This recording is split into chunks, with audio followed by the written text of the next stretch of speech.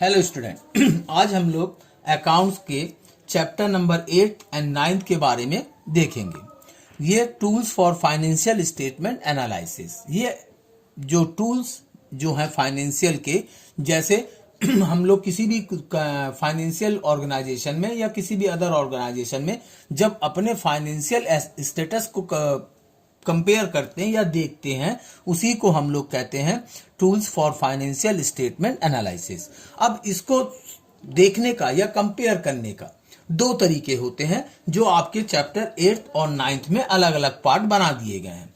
8th में comparative को बताया गया है और चैप्टर 9 में जो है कॉमन साइज को एक्सप्लेन किया गया है। तो कॉम्परेटिव और कॉमन साइज जो स्टेटमेंट होते हैं, हर एक में दो कंडीशंस होती है, एक प्रॉफिट एंड लॉस को लेकर और एक बैलेंस शीट को लेकर। यहां भी वही सेम कंडीशन होती है कॉमन साइज में, profit and loss and balance sheet. अब प्रॉफिट एंड लॉस जैसे आपको पता है, आपने लास्ट ईयर भी प्रिपेयर किया था फाइनेंशियल स्टेटमेंट में, यहां हम लोग रेवेन्यू और एक्सपेंडिचर की बात करते हैं।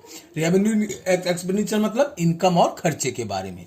तो यहां हम 2 साल को, कॉम्परेटिव का मतलब होता है दो चीजों को कंपेयर करना। तो इसमें किसी भी 2 इयर्स को हम अटेंड करते हैं एज पर क्वेश्चन, और उसके बाद हम उसके कंपेयर करते हैं जो हमारे रेवेन्यू थे या एक्सपेंसेस थे वो घटे कि बढ़े, अगर बढ़े तो कितना % इंक्रीज कर गया और घटा तो कितना % घट गया। तो इसको हम लोग इनकम और एक्सपेंडिचर के साथ बनाते हैं या उसको कंपेयर करते हैं। बैलेंस शीट में हम इसमें, चूंकि आपने जब लास्ट ईयर ये स्टेटमेंट बनाते थे बैलेंस शीट, तो यहां आपको पता है कि सिर्फ एसेट और लायबिलिटीज आती हैं और कोई चीजें नहीं आती है। तो यहां हम लोग जो है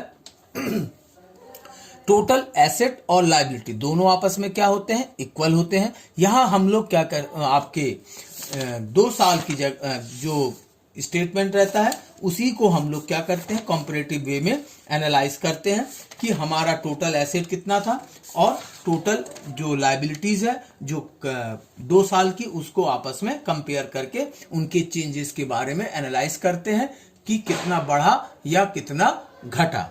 तो सबसे पहले कि अगर मैं profit and loss comparative statement की बात करूं, फॉर एग्जाम्पल के लिए इसका जो फॉर्मेट बनेगा बहुत सिंपल होता है।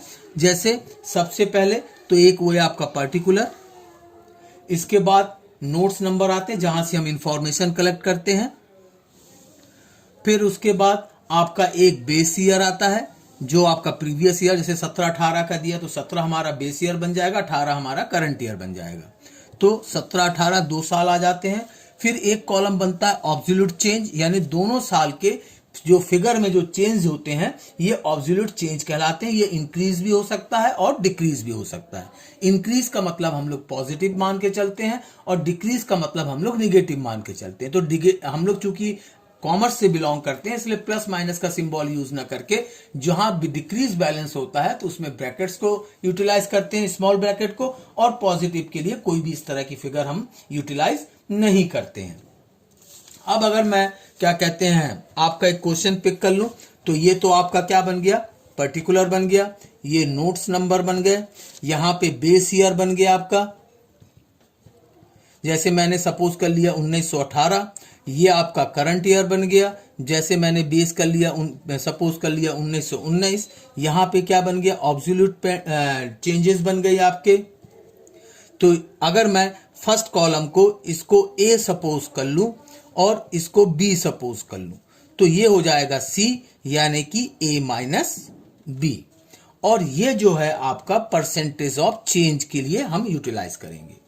तो परसेंटेज ऑफ चेंज का जो फार्मूला होता है इसको हम लोग ऐसे लिख सकते हैं कि सी अपॉन ए इंटू 100। अब यहां पे जैसे एक क्वेश्चन मैंने पिक किया है रेवेन्यू फ्रॉम ऑपरेशन, जिसको हम लोग अदर वर्ड्स में क्या कह सकते हैं, सेल्स भी कह सकते हैं। रेवेन्यू फ्रॉम ऑपरेशन, जैसे क्वेश्चन में गिवन है कि 2017 में 10 लाख की सेल थी और यही सेल 2019 में बढ़ के कितने की हो गई, 15 लाख की। अब दोनों का जो चेंज कितना आएगा, 5 लाख। पॉजिटिव बैलेंस है तो हम इसके आगे कोई सिंबल चेंज नहीं करेंगे। अब अगर इसका एब्सोल्यूट परसेंटेज में कन्वर्ट करना है तो 5 लाख जो मैंने फार्मूला बताया, सी दोनों का डिफरेंस ऑब्लिक बेस ईयर यानी कि 10 लाख इंटू 100, तो ये कितना आ जाएगा, लगभग 50%। तो मैं परसेंटेज में क्या लिख दूंगा, 50%। अब इसके साथ प्लस हो जाएगा अदर इनकम, अगर क्वेश्चन में दिया है तो जस्ट वैसे ही बनना है जैसे कि हम लोग वहां प्रॉफिट एंड लॉस को बना रहे थे। तो इस क्वेश्चन में जो 2017 का जो अदर इनकम है वो 2 लाख रुपए है और 2019 का जो इनकम है वो 1,80,000 रुपए है। 2 लाख और 1,80,000 यानी कम हुआ, तो कितना कम हुआ, 20,000। तो इसको जो कि डिक्रीज वैल्यू है तो इसको हम स्मॉल ब्रैकेट में लिखेंगे। इसको भी फिर मैं परसेंटेज में चेंज कर दूंगा, 20,000 डिवाइडेड बाय 2 लाख इंटू 100, तो ये कितना आ जाएगा आपका 10%। तो हम यहां पे क्या लिख देंगे, 10%, और इसको भी हम स्मॉल ब्रैकेट के अंदर लिख देंगे। अब यहां पे हम इसको क्या करेंगे, टोटल लगा लेंगे, तो 10 और 2 12 लाख, यहां कितना हो जाएगा 16,80,000। अब अगर मैं डिफरेंस निकालूंगा तो कितना बचेगा, 4,80,000। इसको अगेन मैं परसेंटेज में कन्वर्ट कर लूंगा, इसको अगर फिर मैं परसेंटेज में अगर कन्वर्ट करूंगा तो वही 4,80,000 डिवाइडेड बाय 12 लाख इंटू 100, तो इसको निकालूंगा तो कितना आ जाएगा 40%। तो मैंने यहां कितना लिख दिया, 40% लिख दिया। तो ये मेरे इनकम का हो गया। अब अगर एक्सपेंसेस दिया है मेरे पास तो एक्सपेंसेस को क्या करूंगा, माइनस कर दूंगा। जैसे 2017 के लिए जो एक्सपेंसेस है वो 1918 के लिए वो 6 लाख रुपए है और नेक्स्ट ईयर के लिए वो है 10,50,000। अब इन दोनों का जो डिफरेंस निकालूंगा तो वो आपका आ जाएगा 4,50,000 ऑब्सोल्यूट चेंज। अब इसको भी मैं डिफरेंस निकाल लूंगा, परसेंटेज निकाल लूंगा, तो 4,50,000 डिवाइडेड बाय 6 लाख इंटू 100, तो इसका जो परसेंटेज आ जाएगा आपका 75%। तो मैं यहां कितना लिख दूंगा, 75% आ गया। अब मैं बैलेंसिंग करूंगा तो ये जो बैलेंसिंग आएगा ये मेरा क्या कहलाएगा, प्रॉफिट। तो इसको मैं लिखूंगा प्रॉफिट बिफोर टैक्स। कितना आ जाएगा, यहां पे 6 लाख रुपए, यहां की माइनस करूंगा तो कितना आ जाएगा 6,30,000 रुपए। अब इनका डिफरेंस निकालूंगा तो कितना आ जाएगा 30,000 रुपए। इसको भी मैं परसेंटेज में कन्वर्ट कर दूंगा तो कितना आ जाएगा 5%। तो ये मेरा क्या बन गया, comparative profit and loss statement. अब इसके बाद जैसे मैंने बताया कि इसका बैलेंस शीट भी बनता है। बैलेंस शीट बनाने के लिए हमको पता है कि हमारे पास बैलेंस शीट के लिए क्या दिया रहता है, ये आपके पास एक बैलेंस शीट रहता है जिसमें आपके लिए एसेट और लायबिलिटीज दी रहती है। अब यहां हम लोग क्या करेंगे कि सीधे सीधे एसेट और लायबिलिटीज को क्वेश्चन से नोट डाउन करेंगे और उसके बाद उसको भी इसी तरीके से ऑब्सोल्यूट चेंज निकालेंगे और ऑब्सोल्यूट चेंज निकालने के बाद हम लोग उसको भी परसेंटेज में कन्वर्ट करते जाएंगे। तो कॉम्परेटिव बैलेंस शीट के लिए क्या बनेगा आपका, वही पर्टिकुलर 2016, जैसे मैं क्वेश्चन पिक कर रहा हूं 2017, ऑब्सोल्यूट चेंज और परसेंटेज। तो यहां पे हम लोग हॉरिजॉन्टल बैलेंस शीट ना बनाकर वर्टिकल बैलेंस शीट बनाएंगे। तो सबसे पहले लायबिलिटीज आएंगी, एज पर क्वेश्चन में गिवन रहेगा बैलेंस शीट में, आपको उसी वे में उसको इसमें नोट कर लेना है, और उसके बाद एसेट रहेंगी। तो जैसे मैं जिस क्वेश्चन को पिक किया हूं उसमें जो क्वेश्चन में गिवन है equity and liabilities, equity and liabilities में जैसे यहां पे दिया है, पहला जो दिया गया है share holder fund,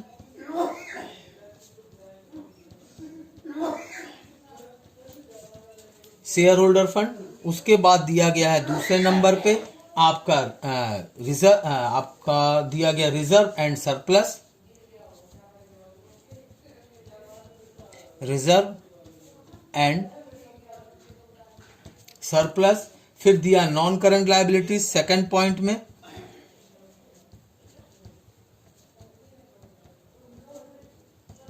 non current liabilities में क्या दिया है, लॉन्ग टर्म लोन, ये सब आपको क्वेश्चन में मिल जाएंगे। फिर तीसरा पॉइंट दे दिया है करंट लायबिलिटीज। करंट लायबिलिटीज में इस तरह से आपका एसेट का कॉलम दिया गया और ये सारी फिगर क्वेश्चन में आपको मिल जाएंगी। तो ये हो गया आपका 2016, ये हो गया आपका 2016 एंड ये 2017। तो 16 आपके लिए बेस ईयर का काम करेगा और 17 जो है आपका करंट ईयर कहलाएगा। तो जैसे यहाँ पे दिया है 5 लाख दिया शेयर होल्डर फंड, और 17 में जो दिया गया है 10 लाख। इसी तरह से रिजर्व एंड सरप्लस 16 में दिया है 3 लाख और यहाँ पे दिया है 2 लाख। अच्छा, फिर इसके बाद लॉन्ग टर्म लोन जो दिया गया है as per question balance sheet में 5 लाख और 8 लाख। इसी तरह से करंट लायबिलिटीज कितना दिया गया है 2 लाख एंड 4 लाख। ये आपके क्वेश्चन। अब इनका ये यहाँ पे क्या दे दिया है, टोटल दे दिया गया है। टोटल भी क्वेश्चन में गिवन होगा। यहाँ का टोटल 15 लाख है, यहाँ का टोटल 24। इसी के नीचे आपको एसेट के लिए भी कॉलम बना लेना है। एसेट के लिए सेकंड पार्ट इसका एसेट का। एसेट में सबसे पहले दिया non current asset. Non current asset का मतलब होता है fix asset. Fix asset question में गिवन है 2016 के लिए 10 लाख और 2017 के लिए 15 लाख। फिर इसी तरह से करंट एसेट भी लिखा हुआ है। करंट एसेट कितना दिया है 5 लाख और 9 लाख। इनका भी टोटल आपको क्वेश्चन में गिवन होगा, यानी अगेन 15 लाख एंड 24 लाख। ये क्वेश्चन में आपको मिल जाएगा रेडीमेड। सिर्फ आपको स्टार्ट करना है सॉल्व करना ऑब्सोल्यूट चेंज के साथ। चेंज हमने जैसे प्रॉफिट एंड लॉस स्टेटमेंट में देखा था, 10 में से 5 माइनस किया तो 5 लाख बैलेंस आ गया। फिर इसके बाद यहाँ पे 1 लाख डिक्रीज हो रहा है तो 1 लाख रुपए आपका निगेटिव हो गया। फिर इसी तरह से थर्ड वाले में 3 लाख रुपए आ जाएगा। अच्छा, फिर उसके बाद 2 लाख।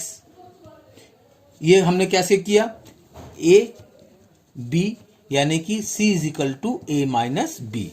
परसेंटेज कैसे निकालेंगे, परसेंटेज हम निकालेंगे C अपॉन A इंटू 100। तो परसेंटेज में कन्वर्ट करेंगे तो पहला वाला 100%, सेकंड जो है 33.33%। जो मैं लास्ट क्वेश्चन में जैसे सॉल्व किया था उसी तरह से आपको निकालते चलना है।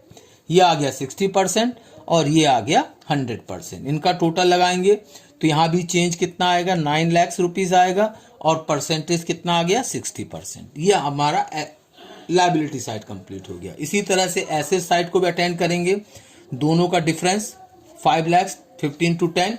फिर सेकंड का 4 लाख, इनका भी चेंज निकालेंगे, इसका 50% और इसका 80%। यहाँ पे चेंज आएगा अगेन 9 लाख, तो टोटल चेंज कितना आ गया 16%। तो ये आपका बैलेंस शीट हो गया किसका, कॉम्परेटिव का। तो हमने इनकम एक्सपेंडिचर को देख लिया और बैलेंस शीट को देख लिया कॉम्परेटिव में।